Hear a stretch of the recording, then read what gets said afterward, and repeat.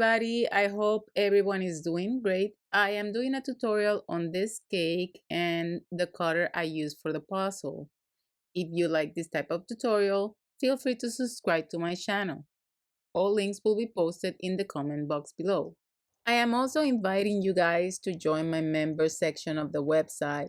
In this section, when you log in, you will have tutorials that are not posted on YouTube and they are more advanced. Some of the tutorials have a lot of videos in them. For example, you can see in here the one for the plumeria. It has a lot of videos and includes many parts of the plumeria. This section is $39.99, but this is for a whole year and it's basically $3.33 a month, which will help me a lot in making more videos for you guys. Thank you for all the support you guys have given me throughout all these years. I needed to make a puzzle cake for Valentine's Day, and I got a cutter from Amazon that looked awesome and I wanted to test it too. So here I am. You want to knead the fondant really well. I always add a little bit of vegetable shortening to my hands to make the fondant softer and pliable. Once well kneaded, you want to roll it thin with your rolling pin. When I'm working with fondant or gum paste, I really like to do everything very thin. But with this cutter, I encountered some issues. So I'm gonna go a little bit through what I went through. When companies make cutters, every company will make them differently. And as you can see in this cutter, the lines are on the thicker side. This creates an issue when you're trying to cut gum paste or fondant because it won't cut easily. So you have to work around it. People sometimes think, oh, the cutter doesn't work, and you're right. Maybe it doesn't work as well as it should, but you can play around it and figure it out. It just takes a little bit more time, but once you figure it out, it's easier to work with. As you can see, this is how thin I roll my gum paste or fondant. You can use either or. And I decided to cut it upside down and use the rolling pin to make sure that all the edges are shown. With the finger, I make sure to clean all the edges. But because they're thicker, you have a lot of excess fondant or gum paste just around, so it's a little bit on the messy side. Took out the excess fondant away. I tried to clean those rollaway pieces with the excess fondant, but what I found out is when I was trying to get the puzzles out of the cutter, they were a little bit out of shape because the fondant is too thin for this cutter. Plus, I was having a little bit of trouble on having clean edges. If you ask me why didn't I cut the normal way, well, usually because when you have thick edges on your cutter, it's harder, and because it is a big cutter, it's harder to make a clean cut everywhere. And this is how it ends up looking. My first try was with gum paste, and then I decided to try with fondant and some added tylose, but still I was getting pieces that were not shapely. As you can see, they look almost like a little bit bubbled and they didn't look right. You can say, well, I'll clean the edges and make sure they look nice, but that can be time consuming. This is something you can do for a few pieces, but not for all. So we have to figure always a way to move faster when it comes to making cakes. All I can say is I tried and tried a couple of times, more than a couple of times, and nothing was working. So I decided to cut the fondant thicker.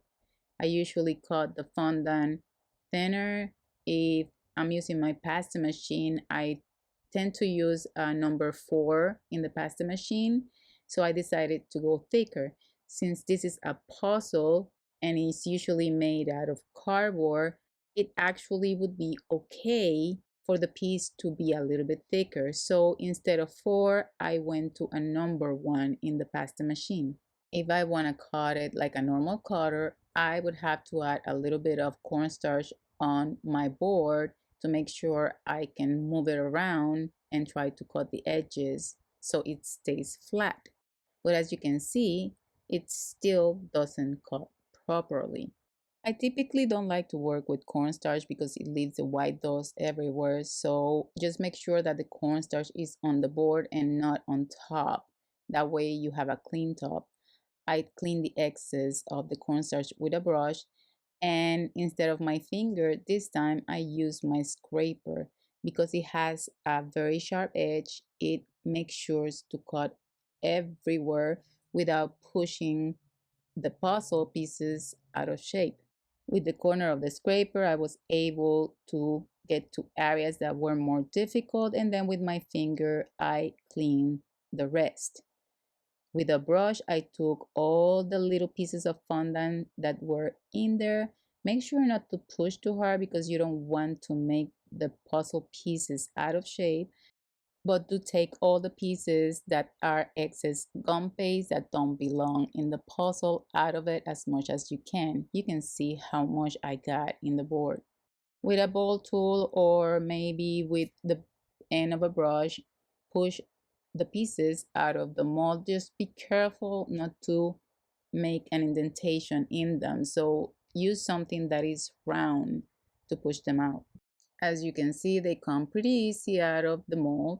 You can add some vegetable shortening if you want to, but it works fine.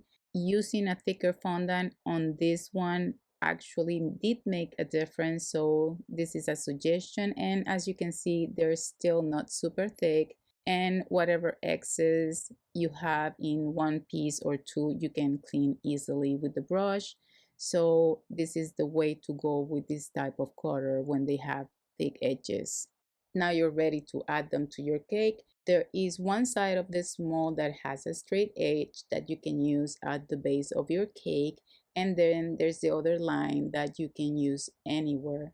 I added a bit of piping gel, and for this first line I'm adding, I don't mind adding it a little bit higher because I'm gonna have a second line that is gonna cover that excess. But for your second line, you have to make sure not to go too high because the piping gel will show. Once I add my line, I use my fondant smoother to make sure they're all very well attached, and this will flatten and smooth everything out. For the topper of this cake, I am doing a puzzle heart, but it won't be a straight puzzle. It would be like a mountain of puzzles. So I added a heart in fondant as a guide. You don't have to do this if you want to. I just did it because it's easier for you guys to see what I'm doing. You can mark it on your cake directly with the cutter if you prefer. Then I am adding some piping gel. And now it's a matter of placing the puzzle pieces all around the heart. There's not really a way to place them. For me, I just kept adding until I was happy with the finished look. I wanted it to look like a mountain of puzzle pieces, so I kept adding them one on top of each other. Now, keep in mind you need to add glue to the pieces that are on top. Then with the fondant smoother, I pressed them really well so they didn't fall. Then with some lemon extract, I clean any glue that might have come out of the puzzle that I don't want it to be seen. This will dry and it will be clean. I added some pieces around the cake just for fun, and then I added some lettering. I finished the cake with some roses and some filled flowers and leaves. Also added a pearl border, and I have a tutorial for that one in the channel. You can find in the members section of the website how to make the roses, the leaves, and I just added a section for how I made the filled flowers. These are basic filled flowers and they're fast to make and very useful when you're making cakes for weddings or for any event that requires budget flowers. I hope you enjoyed this tutorial. Don't forget to subscribe to my channel, visit me in Facebook, Instagram, and until next time, ta-ta!